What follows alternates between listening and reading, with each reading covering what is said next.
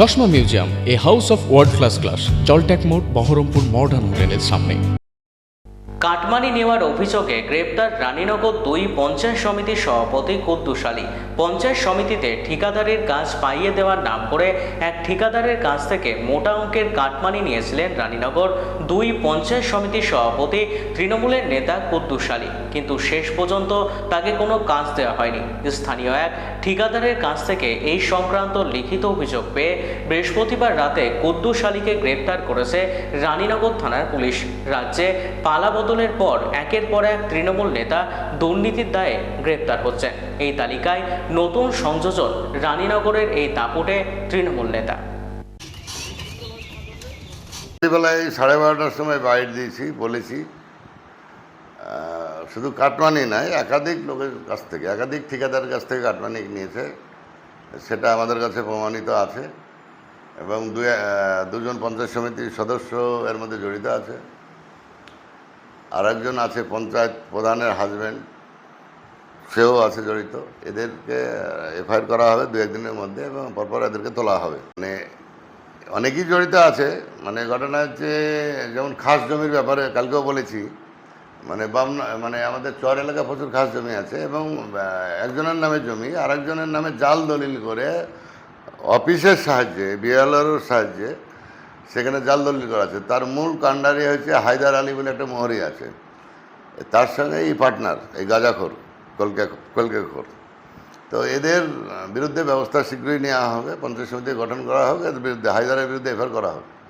এবং প্রায় 20 থেকে 25 লক্ষ টাকা বিভিন্ন জনকে খাস জমি পাট্টা করে দেওয়ার জন্য। অ্যাকচুয়ালি পাট্টা করতে গেলে যার জমি দখলে থাকবে তাকে এর নিয়মে পাট্টা দিতে হবে, সে যদি দরিদ্র সীমার নিচে বসবাস করে। কিন্তু একজনের জমি আছে 50 বিঘে, সে দখল করে আছে, সে তো পাট্টা জমি পাবে না। তাদের কাছ থেকে টাকা নিয়েছে এবং কার কাছে 1 লাখ, 1.5 লাখ, 2 লাখ করে টাকা নিয়েছে। একাধিক মানুষের কাছে টাকা নিয়েছে, একাধিক মানুষের কাছে। আর প্রথম হাতে খড়ি হচ্ছে মুরগির বাচ্চা চুরি করে বিক্রি করা। মানে পঞ্চায়েত সমিতি যে হাঁস মুরগির বাচ্চা দেয়, ইলশেমারি বলে একটা জায়গা আছে, ওরা সাপ্লাই দেয়। ইলশেমারি থেকে ওখানে প্রোডাকশন হয়, ওরা গভর্নমেন্টকে সাপ্লাই দেয়, গভর্নমেন্ট সাপ্লায়ার।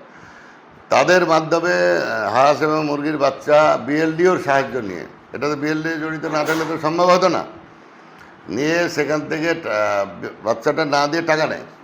সেটারও তদন্ত করা হবে এবং মুখ্যমন্ত্রীকে আমি রিসেন্ট আমি ব্যক্তিগতভাবে চিঠি দিব, আমি SMS-ও করেছি। আমি একটা কথা বলি, আমি তো প্রায় 2 বছর 2.5 বছর আগের ঘটনা একটা ফেসবুকে দেখছিলাম। আমি চোর ধরতে এসেছি, তো নিজে চোর তো ধরে থাক, এখন 3 বছর হতে চললো, একটা চোরও ধরতে পারেনি। উল্টে আবার চুরি করার জন্য আবার কংগ্রেস থেকে তৃণমূল কংগ্রেসে জয়েন করলো।